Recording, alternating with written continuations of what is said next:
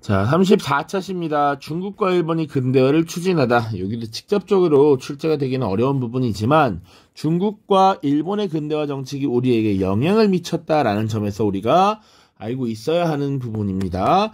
이전 차시 진단평가 보도록 하죠. 1. 병인박해를 구실로 프랑스가 강화도를 침략한 사건. 병인 양요고요. 한성군과 양원수의 부대가 활약을 했다.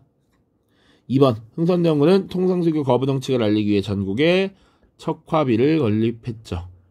그래서 양놈들이 쳐들어왔을 때 바로 싸워야 해. 싸우지 않고 화친을 주장하는 건 나라를 팔아먹는 거야 라고 했습니다. 자, 1번입니다. 중국의 양무운동. 자, 중국에서는 일단 개항 자체를 언제 했냐면 1842년에 했습니다. 자, 1842년 1차 아편전쟁을 겪으면서 난징조약을 체결했었고요. 56년부터 침략을 받았을 때 2차 아편전쟁을 치렀다. 56년부터. 그리고 나서 58년에 텐진조약이라고 하는 것을 체결했었고 이후에 1860년에 다시 베이징 조약을 체결합니다. 자, 개항. 그러고 나서 이제 중국이 근대화를 추진했다라는 거야. 근데 이 중간 시기 1850년가량에 중국 내부적인 봉기가 일어납니다. 바로 그것이 태평천국운동이라는 거였어. 이 태평천국운동은 홍수전이라고 하는 인물이 만든 배상제회라고 하는 종교가 크게 퍼지면서 중국이 일부 정부의 기능을 상실했던 그런 사건입니다. 그래서 청나라 정부가 이것을 진압을 제대로 하지 못하고 서양 열강이 이것을 진압하는 것을 도와줘. 그 과정에서 서양 열강의 기술적 우수성을 파악합니다. 기술적인 우수성 파악. 그래서 우리도 서양의 문물을 적극적으로 받아들일 필요가 있겠다 라고 했던 거야. 내용 보겠습니다. 자, 외국 상품의 수입과 전쟁 배상금 등으로 이것이 굉장히 농민 생활들을 어렵게 했다. 그래서 농민들이 불만스러웠는데 홍수전이라고 하는 인물이 배상제회라고 하는 종교를 통해서 당시 중국의 난징 지역에서 청나라 왕조를 타도하자. 그리고 만주족을 멸족시키고 한나라를 흥하게 하자. 이런 걸 주장을 해요. 그리고 새로운 나라를 스스로 만들었다라고 선포하니 그것이 태평천국입니다. 자, 이 태평천국 운동은 청나라 정부가 직접 강력하게 진압을 하지 못합니다. 그래서 당시 비주류라고 할 수 있는 한인 관료들과 서양의 연합군에 의해서 진압이 됐고요. 이것이 양무운동의 배경이 됩니다. 그래서 배경 보시면 태평천국운동의 진압 과정에서 서양 무기의 우수성을 지금 인식을 했다. 파악했어. 그래서 이 기술을 받아들여야 되는데 증국번과 이홍장이라고 하는 인물이 있어. 그래서 중국번, 이홍장 등의 한인 관료가 중심이 되었고 중체서용을 주장했다. 중체서용은 근본, 중국의 근본, 몸체는 그대로 두고 서양은 기술을 받아들이자는 거야. 자, 중국의 유교문화를 바탕으로 하되 부국강명을 위해 서양의 과학 기술을 도입하자. 자, 그리고 군수산업을 중심으로 각종 공장과 산업시설을 설립하고 유학생을 파견합니다. 주로 기술이야, 기술. 그러니까 무기 제조. 요게 핵심이었다라는 거야. 강력한 무기를 갖고 있어야 한다. 자, 그러나 이 중국의 양무운동은 제도의 근본적인 개혁 없이 기술만 수용을 했고요. 관리들의 부당한 간섭, 비효율적인 운영 등으로 한계를 겪기도 했습니다. 자, 이런 서양 기술을 받아들이고 효과적으로 사용하려면 제도적 측면뿐만 아니라 사상적 측면에도 변화가 있어야 해. 근데 그걸 전혀 하지 못했습니다. 자, 2번 메이지 유신입니다. 자, 1868년 메이지 유신. 배경 보시면 서구 열강과의 불평등 조약 체결에 대한 비판이 있었고요. 외국 상품이 들어오게 되면서 물가가 폭등하면서 경제 상황이 악화되었습니다. 그래서 당시에 막부를 타도합니다. 이 무사가 중심이 된 막부 혹은 당시 에도 막부니까 에도 막부를 타도했다. 그리고 국왕 중심으로 새 정부를 수립했다. 사실 일본에서는 천황이라고 부르는 존재죠. 자, 이 천황이 사용했던 연호가 메이지였어. 그래서 메이지 정부 이렇게 부릅니다. 자, 내용은요. 중앙 집권적 입헌 군주제를 수립해. 그래서 사실은 흔히 말하는 국왕, 천황은 있지만 헌법에 입각하여 국가를 통제하는 것으로서 당시 이제 정부를 구성하고 총리 대신이 국가 운영을 주도하는 것이지. 신분제를 폐지했고요. 근대 시설을 도입했고요. 조세제도를 개혁했고요. 근대사법을 육성했고 징병제를 채택했고 국민의 의무교육을 실시했습니다. 정말 어마어마한 개혁 조치들을 빠르게 단행합니다. 외국에는 불평등한 조약을 개정하기 위한 목적으로 이와쿠라 사절단을 파견하기도 합니다. 정말 빠르게 많은 변화를 하고 있어. 그런 와중에 내부적으로는 정한론이 등장합니다. 자, 메이지 유신이라고 하는 근대화 정책 개혁을 추진한 뒤에 일본은 조선에 국가 대 국가로서 문서를 보내서 새로운 외교 관계를 수립하자라고 합니다. 자, 이때 발생한 것이 서계 문제야. 문서를 보내서 이제 우린 예전에 일본이 아니야. 다시 국가적 관계 맺자. 다시 맺자라고 했는데 사실은 그 문서의 형식이 과거 막부 시절과 달랐어.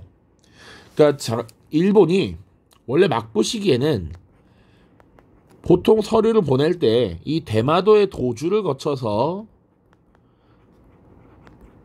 조선으로 전달이 되었고요. 그리고 전통적인 관계는 조선이 교린을 하는 관계였잖아. 교린. 그러다 보니까 사실은 이 일본을 살짝 아래로 보는 경향이 있었고 문서에 정해진 형식도 우리가 준수해야 이것을 받아들였습니다. 그런데 스스로를 일본 대일본국 천황 뭐 이런 식으로 표현을 하니 조선 정부에서 접수를 하지 않았던 것이고 그것이 이제 일본 정부 내에서 한국에 대한 반감을 높이게 된 것이죠. 그래서 한국에 큰 코를 다치게 해줘야 한다. 본때를 보여줘야 한다라고 했던 그런 주장이 정한론입니다.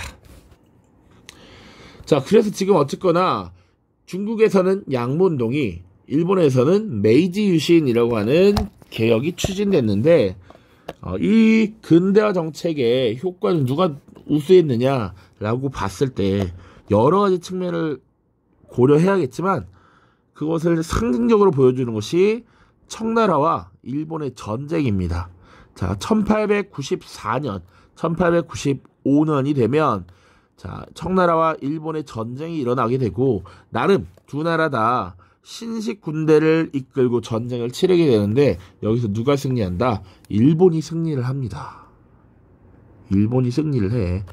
자, 그러다 보니 이 일본의 근대화 정책이 조금 더 효율적이고 성공적이었다라고 판단을 할 수도 있는 것이죠. 그래서 청나라에서는 나중에 일본처럼 사상과 생각, 제도 다 바꿔야 된다라고 하는 변법 자강운동으로 나아가기도 하죠. 자, 문제는 어쨌거나 이 양무운동과 메이지 유신이라고 하는 것이 단행되는데 그 이후 1880년대부터 이 조선이 개화 정책을 추진한다라는 것이지. 그런데 앞서 중국의 사례와 일본의 사례가 있단 말이야. 누굴 따를 것인가, 어떤 방법을 따를 것인가, 이걸로 지금 내부가 갈등을 겪게 되고요. 청나라의 양무운동을 모델로 삼아서 우리가 개화정책을 추진하자라고 했던 게 온건파야. 그래서 온건파 역시 동양의 도는 그대로 두고 서양의 기술을 받아들이자라고 주장을 했고요. 급진계화파는 이 일본의 메이지 유신을 본받아서 머리부터 발끝까지 싹 다 빠르게 바꿔야 한다 라고 하면서 문명 개화를 주장했습니다. 그 과정에서 갈등이 발생하기도 하죠. 네, 그 정도만 보면 되겠습니다. 자, 3번입니다. 조선에서의 개국통상론 대두.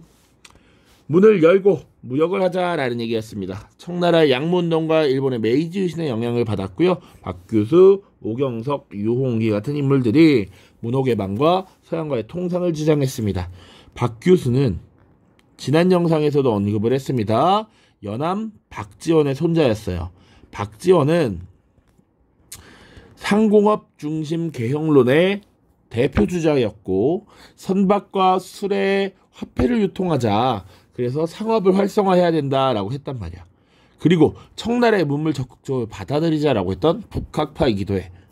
그러니까 이 박지원이 중국을 왔다 갔다 하면서 박 교수에게 새로운 물건들 막 갖다 주고요. 이 박 교수가 어렸을 때부터 외국과의 교역이 필요하다라고 인식을 할 수밖에 없었겠지. 자, 오경석은 통역관이었습니다. 중국에 자주 왔다 갔다 했겠죠. 그러면서 발달된 문물을 직접 눈으로 봤을 것이고 개혁이 필요하다라는 거 당연히 생각을 했을 것이다.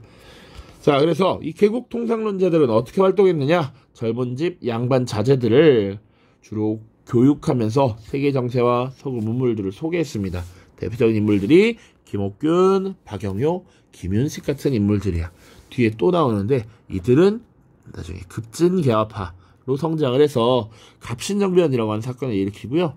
요 김윤식은 온건개화파로서 초기 개화 정책을 주로 담당을 했습니다. 특히 김옥균 등이 정부의 개화 정책 추진 때 실무 관료로 활동을 하면서 개화파라고 하는 세력을 형성했다. 이렇게만 정리를 하면 되고요. 뒤에 또 나오니까 살펴보겠습니다. 자, 자료학습입니다. 다음 자료를 보고 중국과 일본의 근대화 정책을 정리해보자. 중국의 문물이나 제도는 서양보다 우세하나 중국이 자강하려면 외국의 이점을 배워야 한다. 특히 외국의 이점을 배우려면 외국의 좋은 기술, 특히 무기 제조 기술을 중국의 것을 완성해야 한다. 아직 중국의 문물이나 제도는 우수하지만 서양의 무기가 좋대. 그래서 중국의 몸체는 그대로 두고 서양에 쓸모있는 활용 가치가 있는 것들만 받아들이자라고 했던 중체서용이고 이것을 바탕으로 양무운동을 추진했습니다. 반면 일본은 문명에는 바크루드라는 사물과 정신이 있는데 바크루드라는 문명은 취하기 쉽지만 그 안에 담겨있는 정신, 이것은 찾아내기 어렵다. 그러니까 문명화를 깨는 데는 어려운 쪽을 먼저 해야 돼. 잘 드러나지 않는 정신부터 받아들여야 한다라는 것이죠. 머리부터 발끝까지 싹 바꾸겠다. 제도적인 측면도 다 바꾸겠다라고 했던 문명 개화고 이를 바탕으로 메이지 유신을 단행했죠. 자, 그래서 중국의 양무운동은 전통 체제를 유지하면서 근대 문물을 수용하려 했고 일본은 메이지 유신이라는 개혁 과정에서 개혁과 근대 문물의 수용을 동시에 꾀했습니다. 2번입니다. 메이지 정부는 이와쿠라 사절단을 파견해서 불평등 조약을 개정하고 근대 문물을 도입하려 했습니다. 그런데 조약 개정에는 실패했다. 그리고 사실 이것이 나중에 우리나라에도 영향을 미치고요. 이 조선도 제2차 수신사 김홍집을 파견해서 일본과 맺은 조약을 개정하기 위해 노력하지만 결국 실패한다. 됐죠? 자, 고생 많았습니다. 다음 영상에선 35, 36 살펴보도록 하겠습니다. 안녕.